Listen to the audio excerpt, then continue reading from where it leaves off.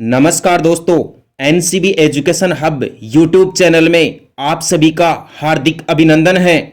दोस्तों, आज का मोटिवेशन देखें।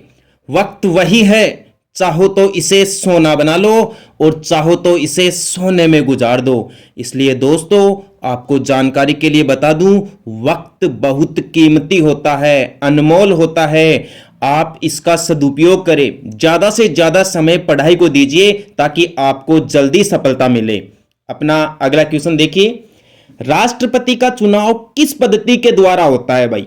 दोस्तों, आपको बता दूं, राष्ट्रपति का चुनाव समानुपातिक प्रतिनिधित्व एवं एकल संक्रमणीय मत प्रणाली के द्वारा होता है। ये जो समानुपातिक प्रतिनिधित्व प्रणाली है, यह भारत में अमेरिका देश के संविधान से ग्रहण की गई। तो ध्यान रखना, समानुपातिक प्रतिनिधित्व या आनुपातिक प्रतिनिधित्व, दोनों सही ऑप्शन है। अगला क्वेश्चन, भारत की तीनों सेनाओं का सर्वोच्च सेनापति कौन होता है? दोस्तों, भारत की तीनों सेनाएं, जल सेना, थल सेना और वायु सेना, इन तीनों का सर्वोच्च सेनापति भारत का राष्ट्रपति होता है। ध्यान रखना, भारत का राष्ट्रपति ही भारत का प्रथम नागरिक होता है। बहुत ही गजब का सवाल है दोस्तों ये, कि तीनों सेनाओं का सर्वोच्च सेनापति भारत देश में कौन होता है? राष्ट्रपति। अगला क्वेश्चन देखिए आप, युद्ध अथवा बाहरी आक्रमण की स्थिति में आक्रमणकारी के विरुद्ध युद्ध की घोषणा कौन कर सकता है? हमारे देश के राष्ट्रपति ही हमारे देश में आपातकाल की घोषणा कर सकते हैं। अनुच्छेद 352 के अनुसार यदि बाह्य आक्रमण होता है या युद्ध की स्थिति बनती है तो देश में राष्ट्रपति राष्ट्रीय आपातकाल की घोषणा कर सकता है। बहुत गजब का सवाल है दोस्तों ये। अगला क्वेश्चन देखें, संविधान सभा का स्थायी अध्यक्ष कौन था? कॉन्स्टिट्यूशन असेंबली, इसके परमानेंट चेयरमैन कौन थे भाई? दोस्तों, डॉक्टर राजेंद्र प्रसाद, जिन्हें अजात शत्रु के नाम से जाना जाता है, और ये भारत के प्रथम राष्ट्रपति भी थे। ये संविधान सभा के स्थायी अध्यक्ष बने थे।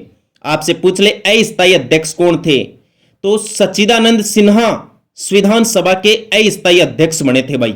अगला क्वेश्चन देखें आप, भारत के प्रथम राष्ट्रपति डॉक्टर राजेंद्र प्रसाद का चुनाव कैसे हुआ था?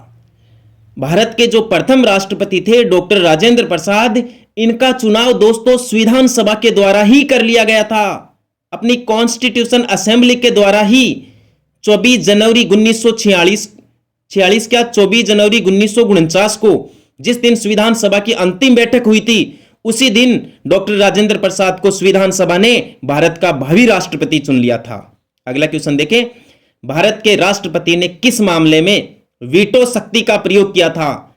दोस्तों, भारतीय डाकघर अधिनियम, जो इंडियन पोस्टल एक्ट था, उसके ऊपर तत्कालीन राष्ट्रपति ज्ञानी जेल सिंह ने वीटो शक्ति का प्रयोग किया था, या जेबी वीटो शक्ति का प्रयोग किया था। तो ध्यान रखना, वीटो शक्ति का प्रयोग भारतीय डाकघर अधिनियम पर किया जा चुका है। अगला क्वेश्चन, भारत के राष्ट्रपति व उपराष्ट्रपति की अनुपस्थिति में कार्यभार कौन ग्रहण करते हैं?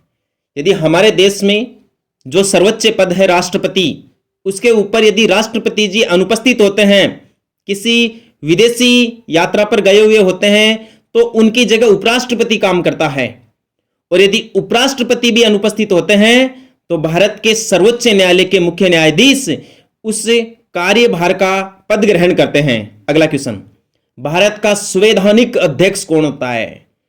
संविधान के हिसाब से हमारा देश गणतंत्र देश है, एक प्रजातंत्र देश है, एक डेमोक्रेटिक कंट्री है इंडिया, जिसमें लिखा गया है कि राष्ट्रपति भारत का गणतंत्र प्रमुख होगा, अर्थात देश का संवैधानिक अध्यक्ष भी राष्ट्रपति ही होगा, क्योंकि राष्ट्रपति को ही भारत का प्रथम नागरिक मानते हैं, तीनों सेनाओं का सर्वोच्च सेनापति मानते हैं।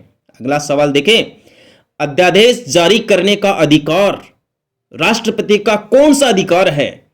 दोस्तों, राष्ट्रपति की अनेक शक्तियां होती है, जैसे विधायी शक्तियां, कार्यपालिका शक्तियां, वित्तीय शक्तियां, न्यायिक शक्तियां, सैन्य शक्तियां, आपातकालीन शक्तियां। तो इनमें से अध्यादेश का मतलब होता है अस्थायी कानून, और अस्थायी कानून बनाने का राष्ट्रपति का विधायी अधिकार है, जिसका उल्लेख अनुच्छेद 123 में है। अगला क्वेश्चन, भारत का राष्ट्रपति किसके द्वारा चुना जाता है? हमारे देश के राष्ट्रपति का निर्वाचन कौन करते हैं भाई?